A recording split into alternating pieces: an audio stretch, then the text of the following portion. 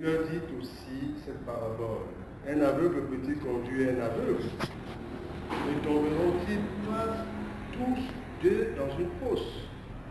Le disciple n'est pas plus que le maître. Mais tout disciple accompli sera comme son maître.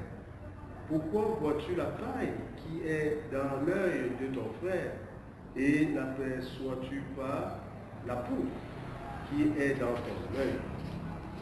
Ou comment peux-tu dire à ton frère, frère, laisse-moi ôter la paille qui est dans ton œil, toi qui ne vois pas la poudre qui est dans le tien? Hypocrite, ôte premièrement la poudre de ton œil, et alors tu verras comment ôter la paille qui est dans l'œil de ton frère. Ce n'est pas un bon arbre qui porte du mauvais fruit, ni un mauvais arbre qui porte du bon fruit. Car chaque arbre se connaît à son fruit. On ne cueille pas des figues sur des épines, et l'on ne bandage pas des raisins sur des branches. L'homme bon tire de bonnes choses du bon trésor de son cœur, et le méchant tire de mauvaises choses de son mauvais trésor, car c'est de l'abondance du cœur que la bouche parle. Pourquoi m'appelez-vous Seigneur, Seigneur, et ne faites-vous pas ce que je dis? Je vous montrerai à qui est semblable tout homme qui vient à moi, entend ma parole et les met en pratique. Il est semblable à un homme qui, bâtissant une maison, a creusé profondément et a posé le fondement sur le roc. Une inondation est venue et le torrent s'est jeté contre cette maison sans pouvoir l'ébranler parce qu'elle était bien bâtie. Mais celui qui entend et ne met pas en pratique est semblable à un homme qui a bâti une maison sur la terre, sans fondement. Le torrent s'est jeté contre elle, aussitôt elle est tombée, et la ruine de cette maison a été grande. Amen. Voilà, peuple de Dieu, voilà le texte lu. La première des questions qu'on pourrait se poser, c'est celle de savoir quel pourrait être le titre que nous pouvons donner à ce passage lu. Quel pourrait être le titre que nous pouvons proposer? Oui, Léo. L'hypocrisie. L'hypocrisie. Tu vas essayer de justifier, non, Léo? Bien sûr. Voilà, justifie un peu. Bon, l'hypocrisie, en fait, qui consiste plus ici dans le sens de voir chez l'autre ce qui est mauvais et de ne pas voir ce qui est mauvais chez soi. Donc, le Seigneur nous donne de comprendre que notre mauvaise, comment je peux dire ça, les choses qui se trouvent être mauvaises chez nous nous empêchent de bien évaluer ou bien de bien juger l'autre. Je crois que la version de Maman Bena est assez parlante parce que on parlait d'un tronc d'arbre dans notre œil. Comment est-ce qu'on peut voir la paille avec un tronc d'arbre dans son œil? Donc je pense que c'est juste pour faire comprendre la gravité du fait qui fait que parfois on se met à juger l'autre. Or, les éléments dont nous disposons, ou bien notre état, notre situation, ne nous met pas dans des prédispositions valables, bien équitables, pour pouvoir être à même de juger une autre personne. Donc il faut d'abord que nous-mêmes travaillions sur nous. Il faudrait d'abord que nous voyions dans quel état nous sommes et que nous puissions nous-mêmes d'abord faire notre auto-évaluation, notre autocritique. Une fois qu'on se sera mis en justice, une fois que nous serons rendus propres, une fois que nous serons rendus valables et justes, à ce moment-là maintenant, nous pouvons dire de l'autre, évaluer l'autre. C'est un peu ça. Donc on vous dit que moi d'abord, son propre comportement. Voir d'abord son avant de propre juger, avant de regarder le comportement de l'autre, effectivement. Ok. Alors, quelqu'un d'autre? Moi, je vais dire trois caractéristiques du disciple. Trois caractéristiques du disciple. Mais il ne faut pas me demander de justifier parce que ce sera l'objet de ma conclusion. C'est ça, notre surintendant. Il a une trois caractéristiques. Ok, c'est bien, on va revenir dessus cette fois. Le titre, qui d'autre propose quoi? Parce que si je prenais le titre qu'a proposé le théologien Le Paul, il est sorti du texte un élément où il pense que ce élément-là pourrait être un élément fédérateur. Que non. Quand le surintendant est intervenu tout à l'heure, on pense qu'il a même évoqué trois caractères, trois éléments fondamentaux du disciple. Oui, voilà. Prêcher d'abord par le bon exemple. Prêcher d'abord par le bon. Nous d'abord là, j'ai fait quoi? Avant, c'est-à-dire que nous prenons pas toujours le verset de Paul. Le Paul, oui. Avant de prêcher À l'autre. alors il faut d'abord Se prêcher soi-même. D'accord. Pour appuyer effectivement le titre que tu as donné. D'accord. Donc, se prêcher avant d'aller prêcher les autres. Peut-être que là, on va retrouver le surintendant dans le caractère de celui qui se prêche lui-même. Oui, Premièrement, la foule dans son œil. ouais. On a dit le tronc d'arbre, n'est-ce pas? Avant d'aller voir la paille qui est là, n'est-ce pas? Oui, maman, pour les tu es très éloigné là, on te voit tout de même. Moi, je pense que c'est l'enseignement que j'ai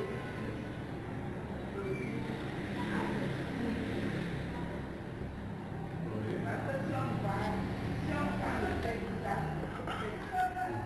on verra que c'est après les sermons sur la montagne et les béatitudes.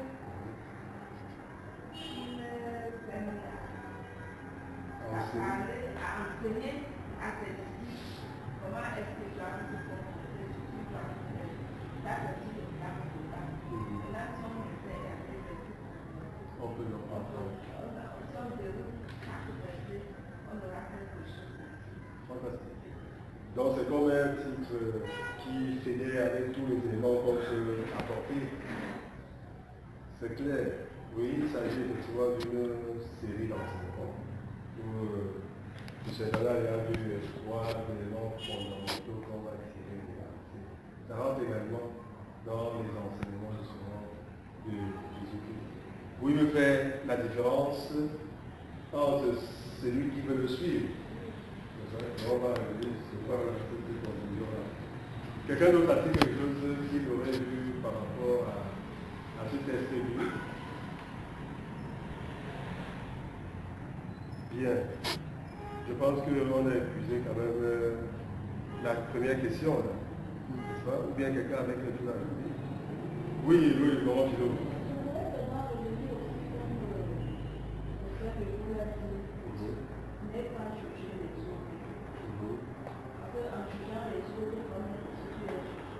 Ne pas juger. Quand tu juges l'autre, tu te juges toi-même. C'est ça. Comme vous comprenez que il ne faut pas être hypocrite, c'est ça. Comme vous comprenez également qu'il faut se prêcher soi-même. Bon, mais je veux ramener tout aussi. Très bien. Bien, on va évoluer. Alors, quel pourrait être le genre littéraire de ce passage? Où est-ce qu'on peut situer ce passage-là parmi les différents genres littéraires que nous avons reçus de ceci?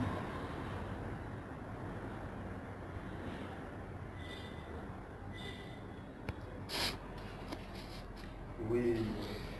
Bon, je pense que c'est un enseignement. Je pense que c'est un enseignement. Voilà. Un enseignement qui n'est pas une narration, qui n'est pas non plus un récit ou un récit, un enseignement. Oui. C'est comme ça qu'on avait qualifié aussi les béatitudes, Non, c'est vrai qu'on avait parlé des discours, non, je crois, la dernière fois. Oui. Un discours direct. Ah ouais. Un enseignement donné en discours direct. Direct, N'est-ce pas? oui. Ok. Est-ce qu'on est tous au même niveau de compréhension? Oui, Philo, je sens que tu veux poser la question. Ça va, c'est bon? C'est un discours qui a valeur d'enseignement de manière pas interne ou indirecte, mais de manière directe, parce qu'il parle, n'est-ce pas? Bien, maintenant une autre question. Que dit le test déjà? On va ressortir un peu. Que dit le test avant de voir que nous dit le test? Que dit le test? Peut-être la question d'avant, est-ce qu'on peut aussi dire que c'est des instructions? Je ne sais pas si c'est un genre. Des instructions. Des instructions. Instruction, c'est surtout dans le sens de la correction ou bien de l'amélioration des personnes peut-être. Est-ce qu'on peut dire que ce sont des instructions ici? Tel que toi-même tu développes ce que tu définis ce que tu entends par instruction, ce n'est pas de ça qu'il s'agit. Tel que toi-même tu développes, ça veut dire que des corrections. Non, pas des corrections. Des mises en garde. Voilà, des mises en garde.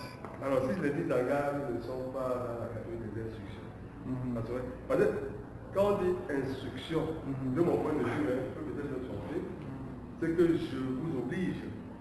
Par exemple, quand le surintendant me demande de faire quelque chose, je suis tenu de faire ce qu'il a dit parce que ici, ce sont les instructions que je dois mettre en application. Mais de ce point de vue, on ne force personne. Or, dans la relation qui me lie à lui, je suis tenu justement de remplir mon cahier de charges, constituer des instructions qu'il me donne de faire. Si on va même dans une maison, quand une maman dit à l'enfant, je ne veux pas que tu sortes à telle heure, ce n'est pas que l'enfant ait le choix de ne pas respecter. L'enfant a l'obligation. Et en ce moment-là, on voit le caractère d'obligation par rapport aux instructions qu'on donne. Maintenant, dans ce cadre-ci, si on a compris instruction comme ce qu'on vient de dire, on comprend que ça ne peut pas être... Ici, on n'oblige pas, mais on donne des enseignements pour que les gens, maintenant, si tu veux, tu es respecté, si tu veux, tu veux. Mais c'est que si tu veux être disciple, comme on va voir peut-être un peu plus tard, voici comment tu dois marcher. Et en ce moment-là, on peut penser que le fait que tu aies accepté d'être disciple, tu marches selon les instructions qu'on a données. C'est-à-dire que c'est au deuxième niveau, en profondeur qu'on peut aller, mais quand le choix est opéré. Tant que le choix n'est pas opéré, on ne peut pas parler d'instruction. Oui, parler d'instruction. Mais ce sera instruction pour celui qui accepte de se distinguer à la suite de Jésus. Oui, on est en train de dire que nous dit, que dit le texte? Que dit le texte?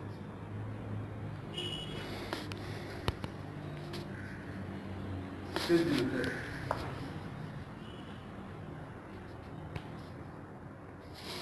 Si tu es aveugle, est-ce que tu peux conduire ta voiture? Regarde, je sais que tu voulais dire quelque chose. Différencier les choses dans une manière réelle, les choses dans une manière qui n'est pas réelle, qui est Ouais. Donc, de faire la différence entre ce qui est le réel et le réel et le faux, n'est-ce pas? Un peu comme côté pile et côté face du monnaie. On te présente le côté pile et le côté face. Pour que tu fasses toi-même la différence. C'est ça, oui, maman.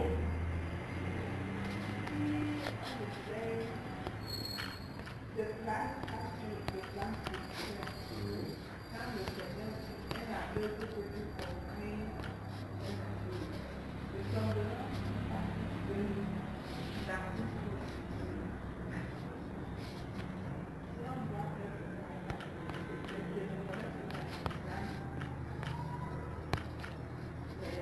là, le groupe, on parlait des gens. Il y a des gens qui ont plusieurs jobs. Donc, on a parlé de plein de jobs. Il y a des gens qui ont des jobs de pasteur, de docteurs et des épaules. Les deux sont comme ça. Ephésiens 4, verset 10. Alors, il y a des peu de faire et qui cherchent à construire le peuple de Dieu. Donc, c'est un peuple qui veut conduire les autres et qui les entraîne dans le péché.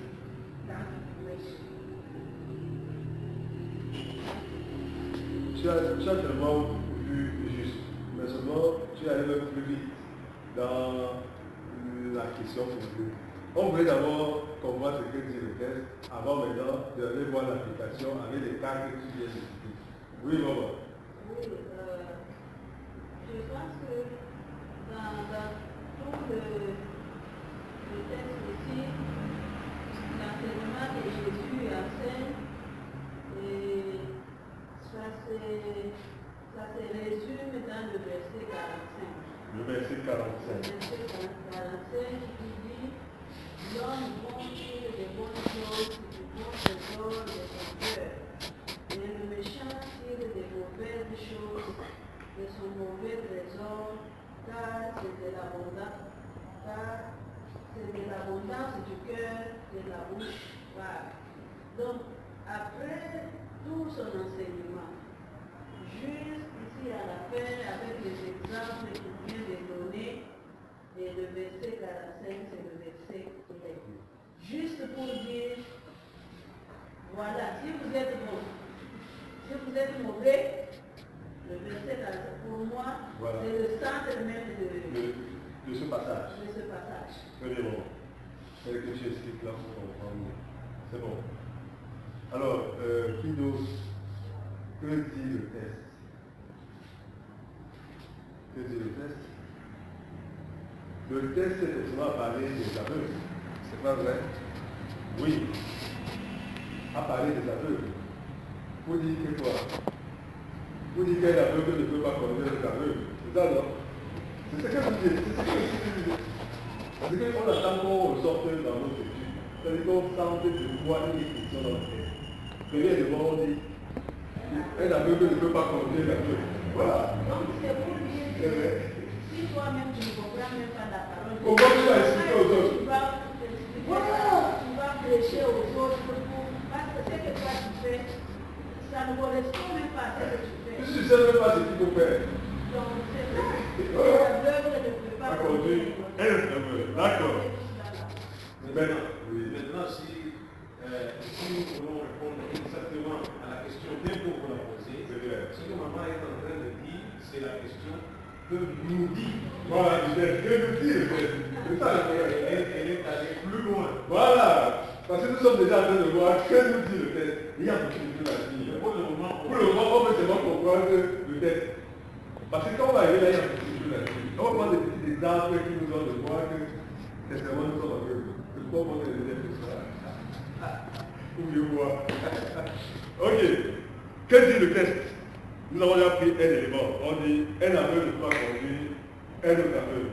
Ils vont tomber forcément dans une faute. Le test le dit. Oui, maman Philo.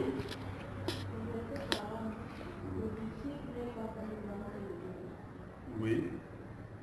N'est-ce pas? Oh, ça, c'est ce que nous dit le test, non? Que le disciple va appliquer le verbe. Après, quand on va vouloir faire l'application, on va voir comment le disciple étouffe le maître, n'est-ce pas? Mais on n'est pas encore là. On est encore en train de dire que dit le test. Voilà. Ok. 48, oui. Il est semblable à un homme qui bâtissait une maison. Après Dieu creusé profondément, il a posé le fondement sur les roches. Une inondation est venue et le torrent s'est jeté contre cette maison sans pouvoir la balayer. Parce qu'elle était bien bâtie. Donc,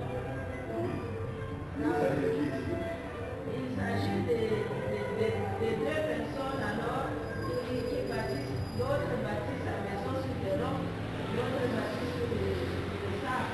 Voilà. Et quand le courant vient, Donc, oui, peut-être que nous dit, voilà, les images comme celle-là, nous présentons les images des deux hommes, l'un a bâti sur l'autre a bâti sur la terre. C'est ce que nous dit là. C'est Oui, maman.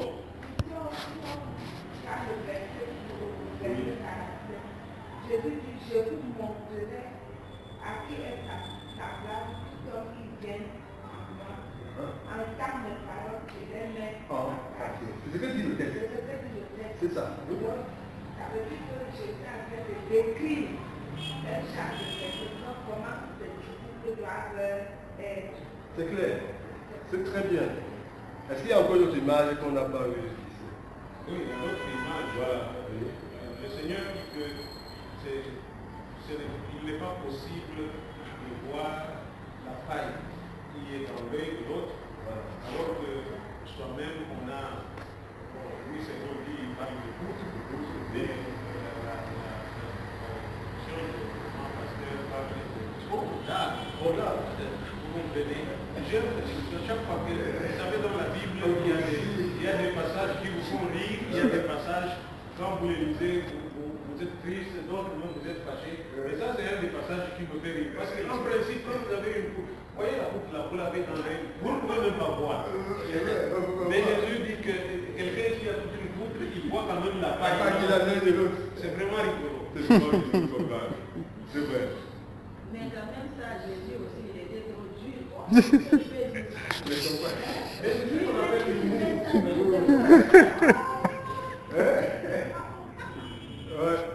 Oui, je vais. Oui, nous voyons aussi l'impossibilité que Jésus montre en ce qui concerne les arbres par rapport à leur fruit. Un arbre, il prend l'exemple des figues, il dit on ne peut pas cueillir des figues sur les épines. Et l'on ne vendange pas des raisins sur les ronces. Donc, il commence d'abord en haut, car ce n'est pas un bon arbre qui porte de mauvais fruits, ni un mauvais arbre qui porte de bons fruits. Donc nous voyons donc l'exemple qu'il met, il dit qu'aucun mauvais arbre ne peut donner du bon fruit. Donc ce qui dit qu'on reconnaît l'arbre par ses fruits. Voilà ce que dit le texte. Et c'est vrai, ce que dit le texte. Tout ce qu'on vient de dire là, c'est ce qu'on a entendu. Maintenant alors, passons à notre exercice. Si on lit un texte comme celui-ci, avec ce que nous voyons, ce qu'il dit, quel enseignement nous pouvons en tirer? L'application, l'actualité de ce texte par rapport à notre vie. La parole à qui veut apprendre. Nous sommes déjà là pour voir ce que le texte nous dit.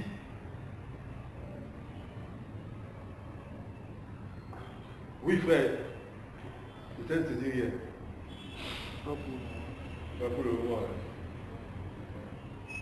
Ok, pas pour le moment.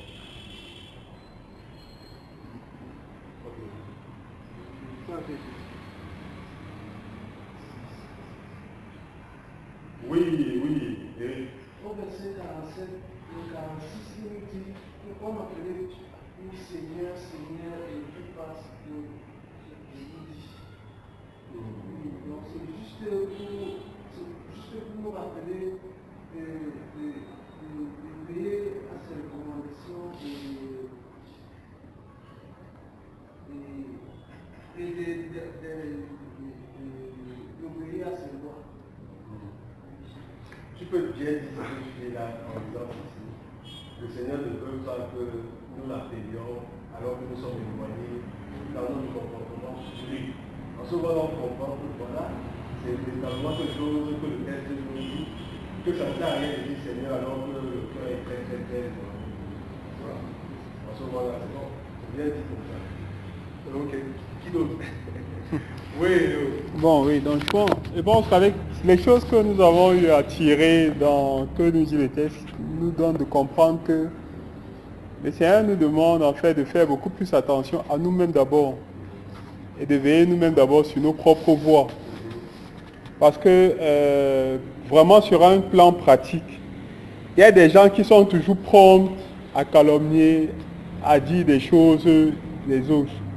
Oh, tel a fait ceci, pasteur. Est-ce que tu disais que telle personne qui a fait comme ça a fait ça? Est-ce que machin, ainsi de suite? Et pour eux, c'est d'un naturel qui fait même en sorte que, est-ce que la notion d'examination ou bien d'autocritique, ou alors de voir ce que eux-mêmes ils sont d'abord, ne leur vient jamais à l'esprit, mais vraiment jamais du tout. Et je crois que c'est en cela que, comme maman vous disait, c'est là où on peut voir qu'il y a des gens qui ont vraiment des arbres dans l'œil. Parce que franchement, ils n'ont jamais eu comme une auto-remise en question, quelque chose comme ça. Mais ils sont toujours en train de chercher la petite bête chez les autres. Tout le temps. Oh, l'autre a dit, parfois ils inventent même. Il faut même parfois jusqu'à inventer. Juste pour susciter des palabres, pour que les gens disent des choses. Et ils se réjouissent de ce genre de choses. Ouais, un peu. Donc il y a des gens qui ont vraiment cette nature-là.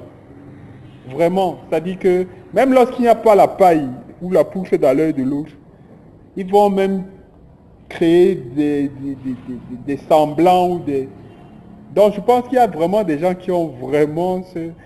À côté de ça maintenant, il arrive qu'il y ait des personnes qui parfois peuvent voir même effectivement de la pouffe ou de la paille dans l'œil de l'autre. Mais au lieu de se mettre dans... de se mettre peut-être à critiquer ou à faire des commérages et tout ça, il peut même aller voir la personne pour lui dire que j'ai l'impression de voir la paille dans ton œil. Et peut-être l'autre va lui dire que regarde, chez toi aussi il y a déjà quelque chose. Hein? Donc chez toi, il y a déjà retire déjà. Voilà, retire déjà ce que tu... Non, pas que fondant. À ce niveau-là, il va dire, retire déjà ce que tu as. Et peut-être ça va te permettre de mieux constater qu'en fait, il n'y a rien chez moi. Donc, beaucoup d'humilité aussi. Ça dit que le Seigneur nous appelle à beaucoup d'humilité. Et à plus davantage se remettre soi-même en question que de chercher tout le temps à créer chez l'autre des problèmes. Très bien. Puis, en d'autres termes, on dit que la remise en question personnelle, une remise en question permanente, de manière personnelle, serait une très bonne affaire. Voilà. D'autant que, au lieu de voir que c'est l'autre qui fait mal, on peut se demander si on a bien fait, pour l'aider à ne pas mal faire. Voilà. Je pense que c'est important de le voir aussi sur ce point. Parce que quand tu diras que tu fais mal, tu peux en train de dire à quelqu'un qui fait mal alors que toi tu as fait davantage mal. Non mais c'est vrai. C'est vrai. Je voulais qu'on réalise. Réalisons par rapport à même à ce que le peuple vient de dire, et pourquoi pas par rapport à ce qu'on veut dire, pour nous permettre de tirer vraiment des enseignements par rapport à ce texte. C'est un texte que vient de vraiment en sorte d'ici et là, d'épuiser au moins certaines choses qui nous concernent dans notre marche avec le Seigneur. Parce que quand je lis ça, je me regarde un peu dans la glace, dans un miroir. C'est-à-dire, au lieu de voir l'autre, je me vois moi-même. Je commence donc à comprendre qu'il n'est même pas nécessaire de pleurer, il est plutôt question de prier, n'est-ce pas? Parce que c'est pas... Oui, on voulait saluer dans le cœur des gens. Tu sais le texte qui fait l'objet des études bibliques là? Oui. Très bien. Si tu as quelque chose à dire, voici le moment. Qui veut pas la parole pour dire? Qu'est-ce que ça veut dire? Qu'est-ce que le texte nous dit? C'est ça. Qu'est-ce que le texte nous dit? Qu'est-ce que dit le texte pour moi? Tu as déjà commencé. Oui, au verset 43. Oui. Ce n'est pas un bon arbre qui porte du mauvais fruit, ni un mauvais arbre qui porte du bon fruit. C'est juste pour dire que là maintenant nous venons dans notre contexte les humains, pas les arbres. Les humains. C'est pour dire que l'homme mauvais est mauvais. Et l'homme bon est bon. Seul Jésus lui-même peut-être changer, je ne sais pas moi comment, pour que l'arbre mauvais puisse transporter maintenant le bon, je ne sais pas. Mais en tout cas, l'homme mauvais est mauvais. Même s'il fait comment il est mauvais. Donc mauvais est mauvais. Même si c'est le bon, il est mauvais. Donc on dit que, oui, c'est toujours par rapport à la réaction là. Je vais un peu réagir. Oui, s'il vous plaît. C'est la question. L'homme mauvais, l'homme étant mauvais, bon, est-ce que c'est à nous donc la responsabilité de dire qu'il est mauvais? Bien, c'est Jésus qui doit dire qu'il est mauvais. Est-ce que c'est Jésus qui vit avec la personne? Oui, parce que quand nous allons, peut-être si j'ai peur qu'on puisse tomber dans le piège que enlève d'abord la paille qui est dans le domaine. Parce que moi-même, quelque part, peut-être il y a quelque chose qui dérange en moi parce que nul n'est seul. Parce que quand je veux lui dire que, bon, peut-être pas de façon cruelle, mais avec manière qu'il ne fait pas ce qui est bien, il va aussi me reprocher quelque part. Est-ce que donc c'est à moi de lui dire que tu es mauvais ou bien, bon, on va laisser ça comme ça. Parce qu'on a peur de ce qu'on nous juge, qu'on est en train de juger les autres. Hein? Donc on va plus Je vais me répondre. Oui, oui, à la Ici, ce n'est pas la question d'indexer la personne qui est mauvaise. Ce n'est pas de cela qu'il s'agit. Parce que l'homme mauvais est mauvais déjà de lui-même. Donc toi, tu n'as même pas besoin de lui dire que toi, tu es mauvais. Il est mauvais. Pourquoi Jésus le dit ici? Il est déjà mauvais, mais celui qui est bon aussi est bon. Tu ne peux pas dire à quelqu'un pour le flatter, le mauvais, tu lui dis, ah, tu es bon. Là même, Jésus va te réprimander. C'est ça. Voilà, le révérend,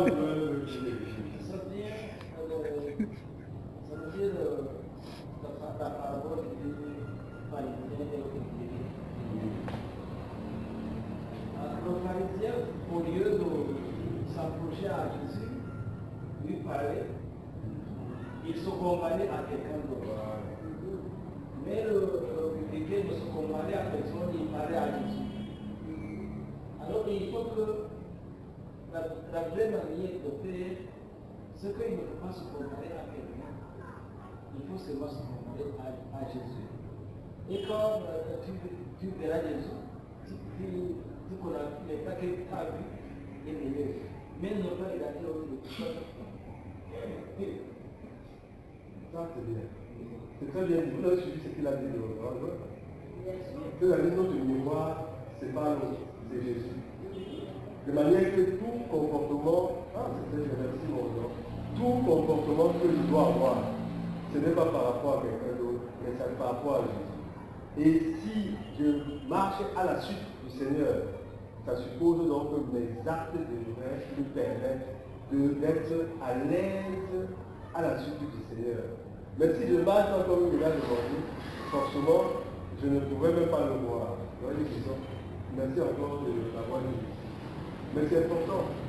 Mais je voulais aussi vous dire que dans la vie de tous les humains, dans leur marche, il y a toujours un fossé sur le chemin. Il y a toujours un fossé.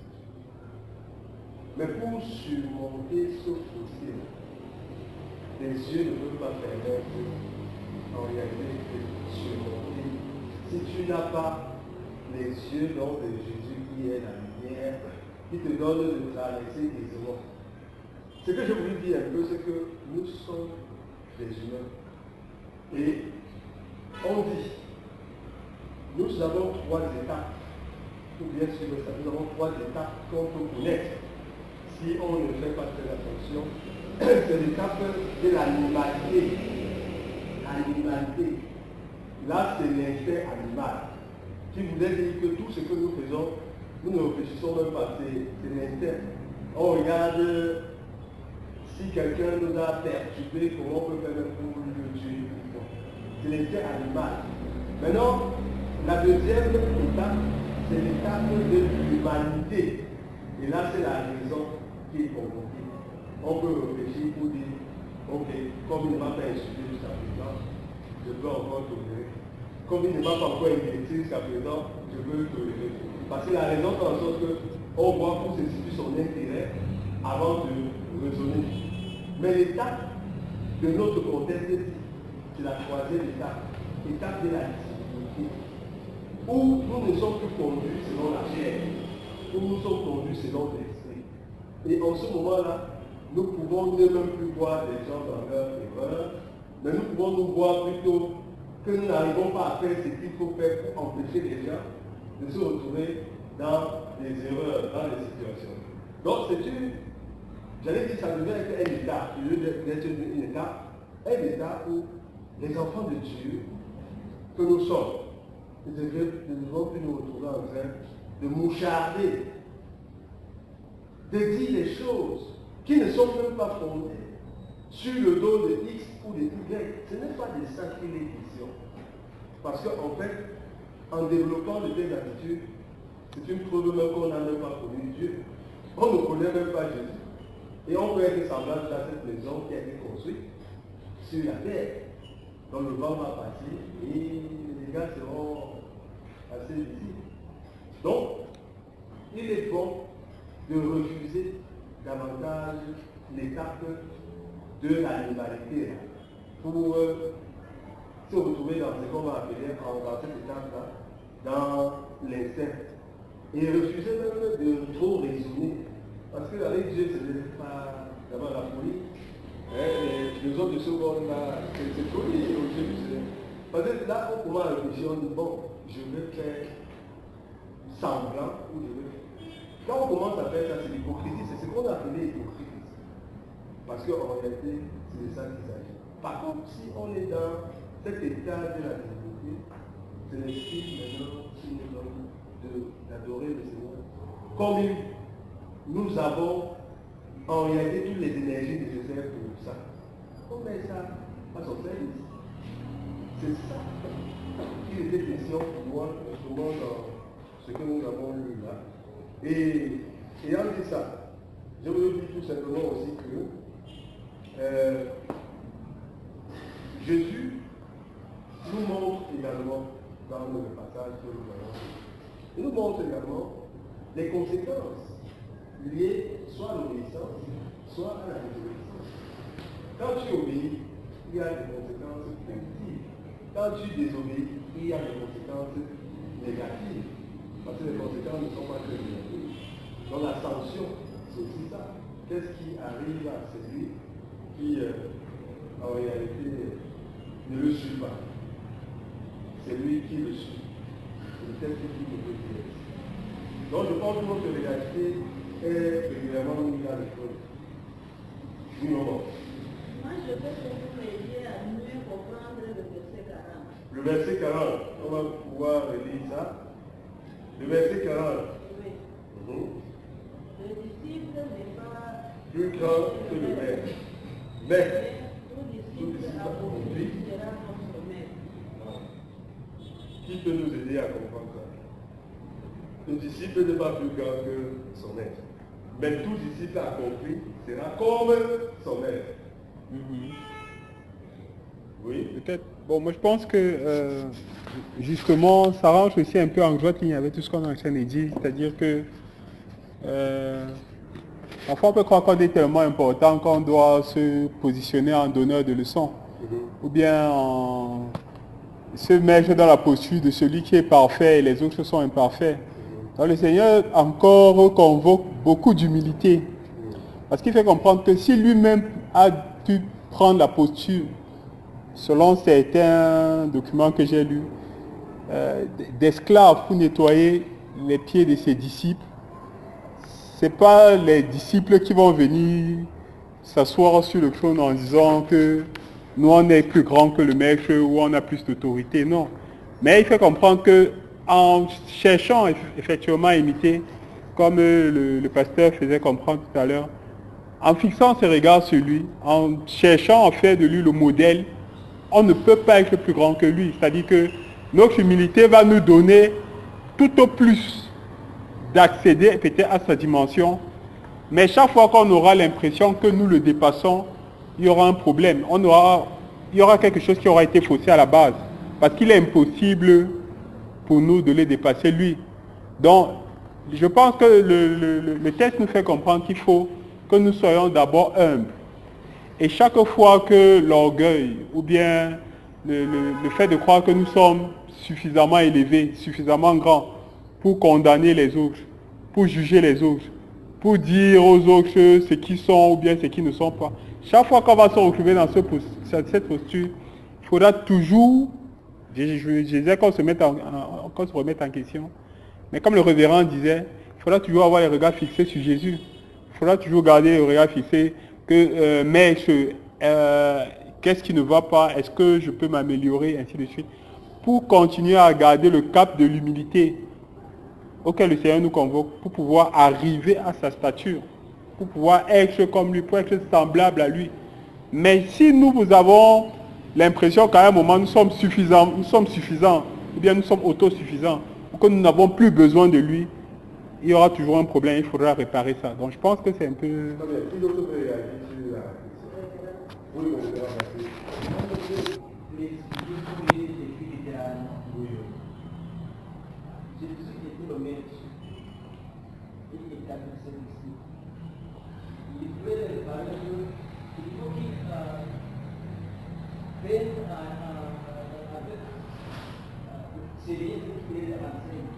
Parce qu'il est grand, plus grand que eux, ils ne comprennent rien. Mais il arrivera à un moment qu'ils seront comme presque comme lui. Quand il sera monté aussi, ils vont travailler avec lui. Mais il ne va venir aller à être comme lui. Très bien. Oui, oui. Dans l'autre version, toujours dans le même sens que le gouvernement, dans une version de lui, Jésus dit, Luc nous dit que c'est le disciple qui sera formé. C'est-à-dire celui qui est formé, bien formé, sera comme son maître. Donc nous voyons ici Jésus qui est maître et il est en train de former les disciples. Donc pour dire que le disciple qui va faire comme lui, c'est-à-dire que c'est ce disciple-là qui fait partie, qui est son disciple, son vrai disciple. Donc il est en train de former, donc prendre à la lettre ce qu'il a dit, et puis faire comme lui, mettre sa parole en pratique. Donc former, c'est ce que j'ai vu. Tout à fait. Alors, quelqu'un d'autre va encore réagir sur la question? Bien, c'est exactement de ça. Oui, tu voulais parler? Je voulais ajouter quelque chose à ce qu'ils sont en train de dire. C'est ça. Que ici, le maître c'est Jésus. Et le disciple qui va faire comme lui, le disciple ne peut pas devenir maître. Pourquoi? Parce que Jésus est plus grand que lui et c'est Jésus qui est en lui. Et quand il va porter peut-être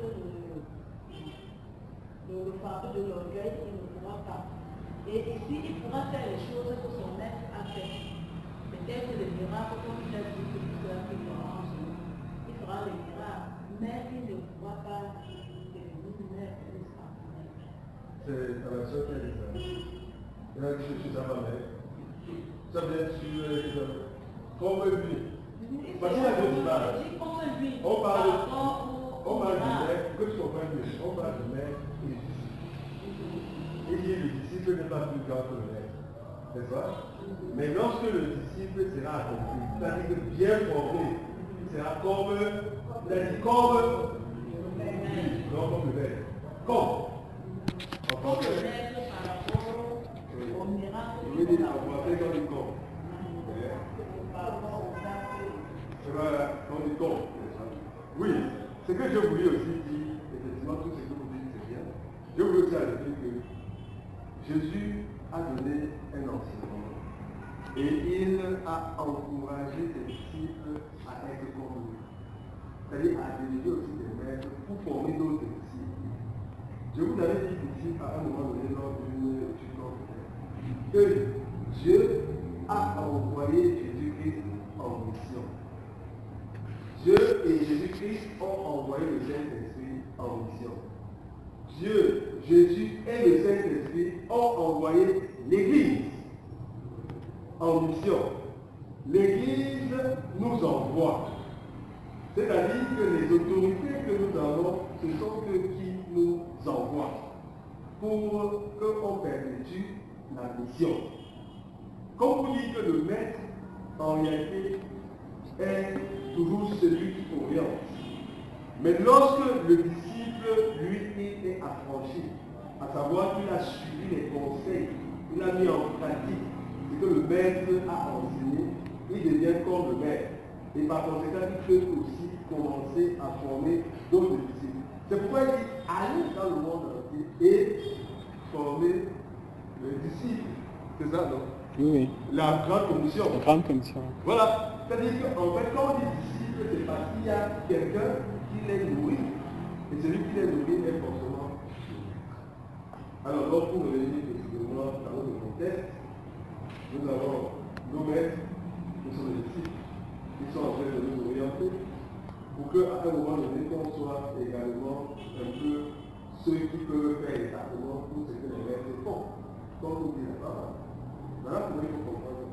Mais on ne peut pas le faire en exemple un peu comme l'exemple de celui qui a bâti sur la terre et celui qui bâtit sur le monde. On dit que pour que tu sois en réalité disciple accompli, il faut que tu évites de bâtir sur la terre. Il faut bâtir sur le monde. Voilà, ça c'est l'application, l'actualité de ce qui a été dit. Mais sinon, en prenant littéralement le texte, on voit bien que Jésus est en train de dire, comme en tant que disciple, vous ne pourrez écouter ce que vous donne parce que vous ne connaissez rien.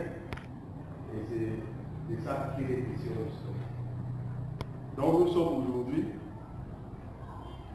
des disciples, n'est-ce pas, de notre Église.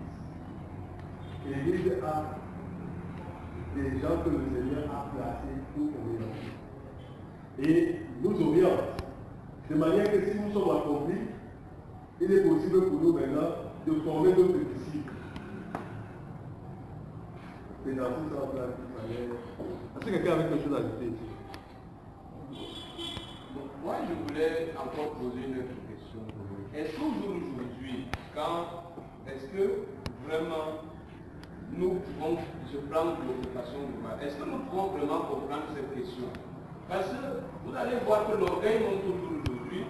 Parce que quand un d'entre vous va dire le disciple n'est pas plus grand que le maître, mais tout disciple accompli sera comme son maître. Est-ce que ce n'est pas aussi un piège pour certains? Parce que le fait que tu as déjà atteint un certain niveau, tu te crois déjà même. Tu te dis que Dieu, tu es en connexion avec Dieu et sous forme d'orgueil, c'est ça. Est-ce que c'est un piège? Est-ce que nous pouvons vraiment creuser nos versets pour voir qu'il y a des limites? Il y a vraiment des limites. Il faut faire très attention. Parce qu'aujourd'hui, nous voyons tout ce qui se passe autour de nous. On voit les généraux, on voit tout ce qu'on appelle nom et tout ça, les neveux de Jésus et tout ça. Est-ce que vraiment le verset là, est-ce que nous pouvons vraiment bien le creuser pour qu'on puisse comprendre qu'il y a des limites? Il y a des limites vraiment. Jésus reste Jésus et nous restons à la place au niveau de ses disciples. Nous ne pouvons pas se mesurer parce que son trône est à lui seul. Est-ce que vraiment aujourd'hui, quand nous voyons tout ce qui se passe autour de nous, est-ce que les gens comprennent? Parce que c'est la vie de se mettre au top niveau avec eux. Oui, merci. La question est tellement bien posée que vraiment, oui. Je voudrais juste ajouter à ce que vient de dire, ça vient de me rappeler une image que j'avais vue à la télévision et ça s'est passé chez nous à l'Est. Il y avait un monsieur, il a déjà construit tout près du lac.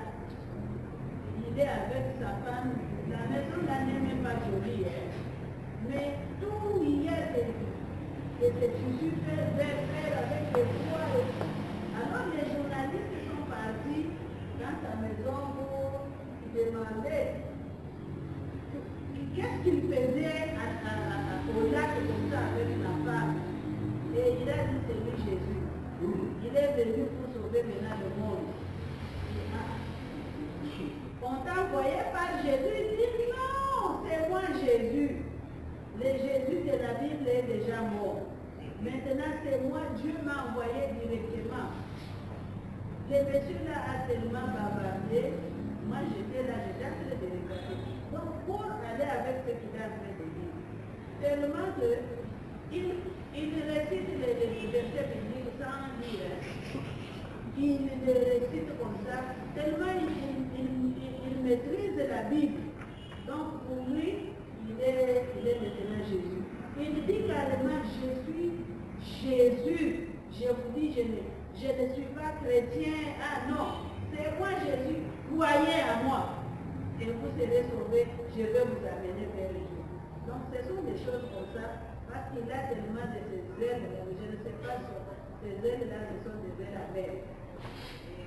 Il a déjà pris même la place de Jésus. Donc, C'est ça. Nous allons jouer. C'est ça qu'il faut différencier un homme accompli et Jésus. Il m'a même aussi fait un disciple accompli qui ne peut pas arrêter à être comme Jésus. Il ne peut pas être. C'est pourquoi même j'ai lu à l'avance des textes de ce dimanche pour la transfiguration.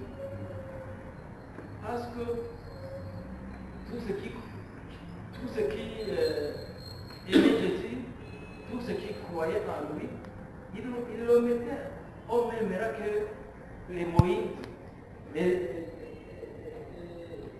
Élie, les fois, mais il ne peut pas être à l'aise. C'est pourquoi il les a amenés, Dieu les a amenés à côté de lui. Il a dit, celui-ci est mon fils. Maintenant, sauf ce sont des prophètes qui ont bien aimé, ils sont des prophètes. Mais celui-ci est mon fils, bien aimé. Écoutez-le. Parce que Jésus est Dieu. Il n'est pas comparable à nous.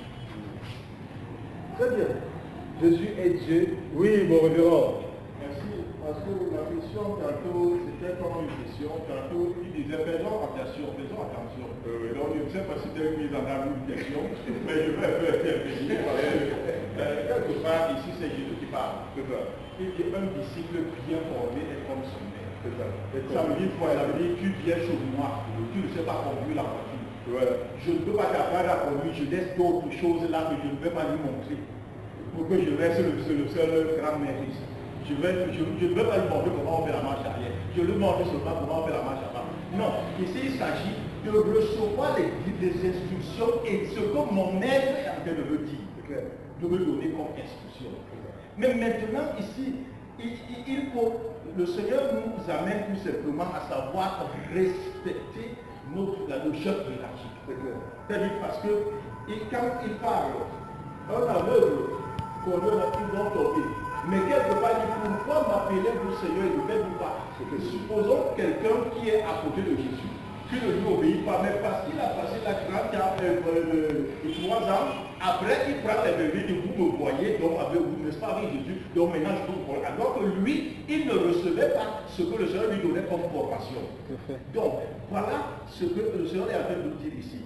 Donc ici, il s'agit pas seulement, nous ne pouvons pas, personne ne peut être comme Jésus. Même maintenant, si ça doit se passer entre nous les hommes, comment est-ce que je dois obéir à mon chef? Est-ce que je dois être à côté de moi pour recevoir ce qu'il me donne comme instruction, ou alors je dois être là pour montrer aux autres que je suis à ses côtés, c'est moi qui suis. Donc voilà, c'est une instruction que le maître, en fait, ici, le maître ne cache pas certaines choses, parce que le Seigneur je disais que celui qui accomplira les choses, il accomplira même les plus grandes. Et quand il s'en va, Pierre prêche le même jour. Combien de personnes? 3000. Donc c'était pour nous dire que quand on vous donne une instruction avec votre chef, recevez cette instruction parce que vous êtes en train d'apprendre à ses côtés. Donc c'est une façon de nous montrer comment apprendre, comment être soumis à côté de chef, comment être soumis à Dieu, comment être soumis à notre Seigneur. Parce que si Dieu nous dit quelque chose, on refuse d'obéir, pourquoi nous on doit demander que les hommes apprennent? Qu'est-ce qu'ils vont apprendre auprès de nous? Parce que nous n'apprenons rien de Dieu. Donc c'était juste. Très bien. Ça c'est très intéressant. Oui, je voulais revenir sur ce que le révérend disait. Et je sais que ça peut sembler être quand même assez délicat parce que Jésus-Christ est le seul à avoir la place qu'il a. Personne ne peut lui contester sa place. Je veux dire quoi? Je veux dire que Jésus est le Fils de Dieu, il est Dieu, il est celui dont Hébreu parle, le livre d'Hébreu, qu'il est celui qui est avant toute chose et tout. Ça, c'est pour Jésus, c'est ce qu'il est. Mais maintenant, lorsqu'on parle de maîtres, on a plusieurs maîtres, c'est-à-dire qu'on peut avoir une multitude de maîtres, n'est-ce pas? Et je pense que ce que Jésus essaie de faire comprendre justement par rapport à la grande commission, c'est qu'il faut former des maîtres. Mais les maîtres là doivent être venus de lui. C'est ça le problème. C'est-à-dire que le principe de Jéthro, par exemple, qui a été proposé à Moïse, est venu du fait que, parce que Moïse avait une très grande charge, son beau-père lui a dit, mais délègue donc des personnes mais ces personnes sont sous toi. Oui, un peu. Donc le problème maintenant, c'est à ce niveau-là, c'est-à-dire, il faut former des vrais maîtres, mais des maîtres qui émanent de Jésus. Et je crois que c'est ce que le révérend essayait de faire comprendre. Si un autre maître est sorti hors de Jésus, ce n'est pas la même chose déjà. Je crois que ça commence à répondre un peu à la question du chef laïque aussi. C'est-à-dire qu'il y a des gens, effectivement, parce que c'était aussi un peu, c'est quelque chose qu'il faut bien éclaircir. Il y a des gens qui se lèvent aujourd'hui et ils n'ont pas suivi l'enseignement de Jésus-Christ. Ils n'ont pas suivi Jésus-Christ. Ils n'ont pas marché avec Jésus et ils ne le connaissent même pas du tout. Les aveugles, non? Oui, un peu. Les aveugles qui vont plus Et parler, les gens. voilà. Les aveugles qui conduisent des aveugles. Voilà. C'est ça. Et effectivement, c'est exactement ça. C'est-à-dire que, et ils vont donc prétendre être et Jésus, et Rabbi, et les grands maîtres, et les grands prophètes, alors qu'ils ne sont pas passés par la racine. Alors qu'ils ne sont pas passés par la ligne normale, la voie normale. Et c'est en cela justement qu'on peut parler de faux maîtres, de faux messies, de faux prophètes. Parce qu'ils n'ont pas suivi Jésus-Christ. Et je pense que, et je confirme, et je suis complètement d'accord avec le pasteur Bénard, dans le sens où le souci de Jésus, c'est de former des maîtres, qui alors tout vont former d'autres maîtres. Mais pour que ces maîtres soient formés, ils vont commencer d'abord par le disciple-là. Il faut qu'ils commencent d'abord par le disciple-là, qu'ils soient formés et qu'ils grandissent. Et je crois que même Paul avait toujours le même souci. Parce qu'il dit, je vais vous donner de la nourriture solide. Mais vous en êtes toujours à vouloir, à désirer des choses faibles. Ou un peu. Donc c'est toujours le Seigneur, et comme il a dit, le Seigneur veut voir faire des grandes choses. Lorsqu'il dit même que vous ferez des choses plus grandes. Mais ça ne veut pas dire que, parce que vous faites des choses plus grandes, peut-être que lui, vous êtes au-dessus de lui. Voilà. C'est un peu. C'est un peu ça. Je veux confirmer cela même la lecture de la commission. Et enseigner à proximité tout ce qui est proposé, prescrit. Voilà. Ça, c'est les instructions. Là. Voilà. Tout ce qui est enseigné à l'école. Et c'est ça les instructions. Donc il faut, tant que tu ne l'as pas fait, tu ne peux pas dire que tu es dans la suite. Tout à fait. C'est ce que j'ai dit. Et je vois que oui, tu voulais parler là. Oui, je voulais juste ajouter, Paul l'a dit à Timothée, Voilà. ce que tu as entendu de moi au milieu d'une grande... Beaucoup de témoins. Au milieu, ce que tu as entendu de moi, confie-le à d'autres personnes qui seront capables d'enseigner. Donc cela veut dire que c'est un processus. C'était un processus que Jésus a été en train d'établir par rapport à la suite de la mission. Oui, tu voulais parler pour les mineurs. Je suivi la question du président. Oui. Je me demandais si réellement il y a des limites pour nous aujourd'hui. Parce que parfois, on se croit être au-dessus.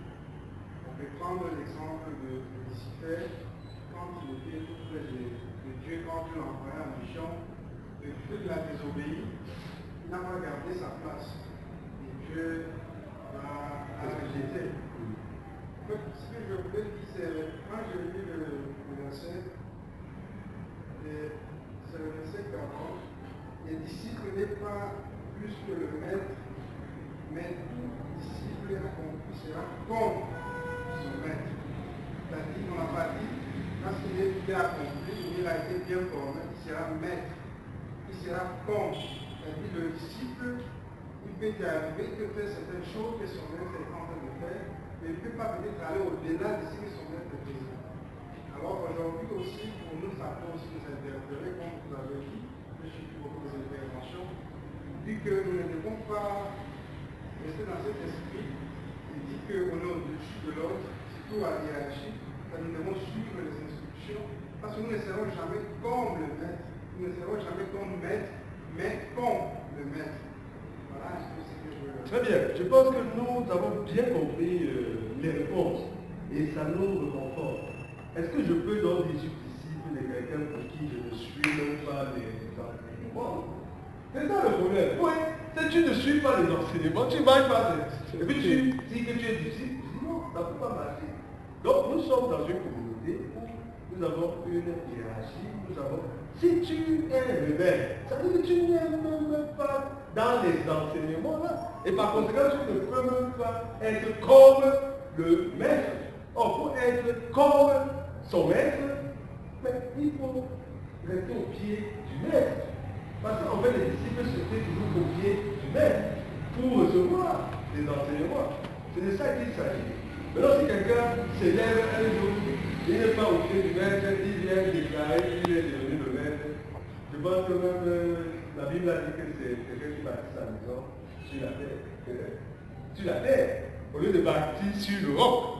C'est bien que, et c'est vrai, parce que quand tu n'es pas avec le maître, tu deviens aveugle dans tout ce que tu vas faire. C'est pourquoi nous avons dit que notre vision, c'est de faire comme le maître, c'est-à-dire de marcher à sa suite. Et le repère, c'est le Christ, Jésus. C'est quand je suis là. Il y a une belle question qu'on peut se poser régulièrement chaque fois que nous voulons poser nos actes. C'est celle de savoir, est-ce que si le Christ, Jésus, avait été à ma place, est-ce qu'il ferait ce que je suis en train de faire? Je vous assure, c'est une question récurrente qui vient régulièrement dans nos pensées. Je suis convaincu que beaucoup de choses vont s'arrêter, beaucoup de choses pourront s'arrêter sur où on veut les entamer. Il y a un moment donné qui voulait parler de la peur. J'ai déjà demandé la parole depuis, mais non, tu ne pas, parce qu'on va déjà vers la peur. Oui, maman. Tu as voulu parler depuis, non?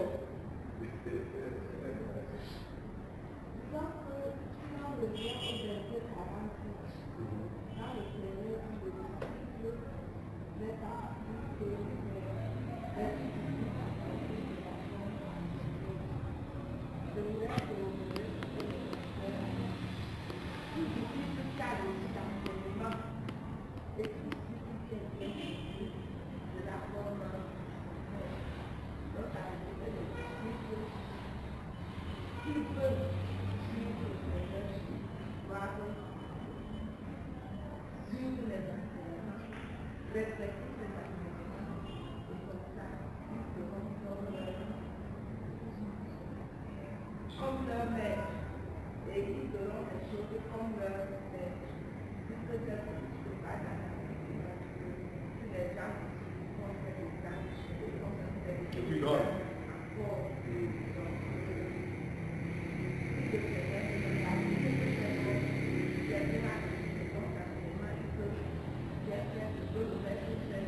Mais alors,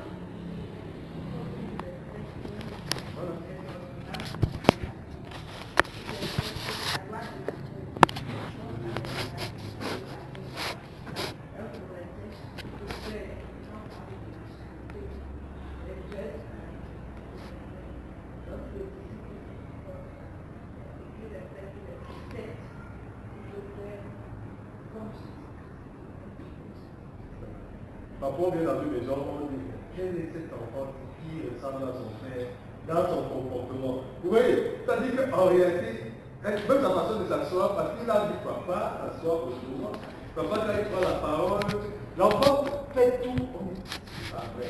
Un enfant comme celui-là, on ne va pas dire qu'il est devenu papa, n'est-ce pas?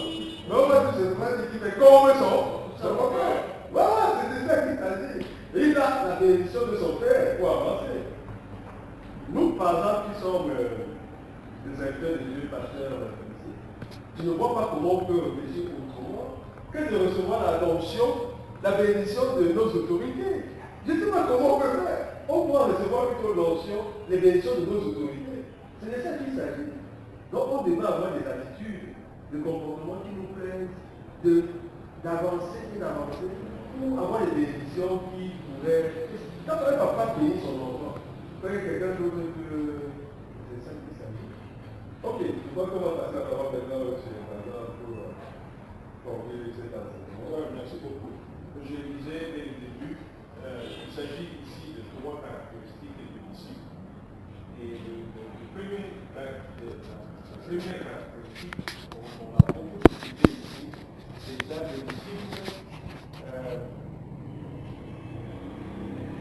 il n'est pas plus grand que son maître, mais quand il est accompli, il est comme son maître. En fait, il y a là-bas une notion pédagogique, c'est-à-dire que lorsqu'on est au pied de quelqu'un pour apprendre, comment se fixer une cible?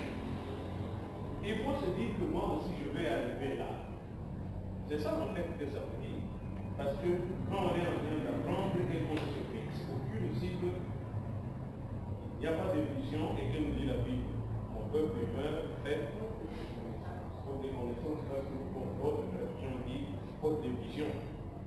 Quand on n'a pas de vision, on n'ira nulle part. Donc la première caractéristique, c'est que être disciple, c'est apprendre continuellement, être au pied de quelqu'un. Et nous, puisque nous sommes disciples de Jésus, c'est-à-dire nous devons tout faire pour apprendre de Jésus. Et quand j'extrapole ça dans le monde social, nous vivons le monde intellectuel, si quelqu'un croit que, parce que maintenant j'ai le diplôme de licence, j'ai le diplôme de master, j'ai le diplôme de doctorat, je suis arrivé, eh bien il se trompe. La vie, c'est apprendre continuellement. Et le jour où on se dira je suis arrivé, c'est le jour où on commence à apprendre. Il y avait un professeur qui nous disait ça, nous on ne comprenait pas.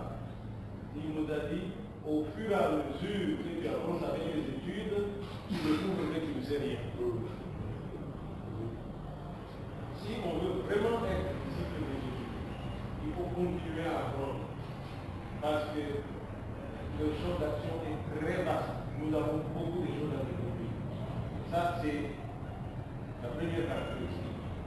Celui qui veut être bon disciple doit continuer à apprendre pour découvrir des choses.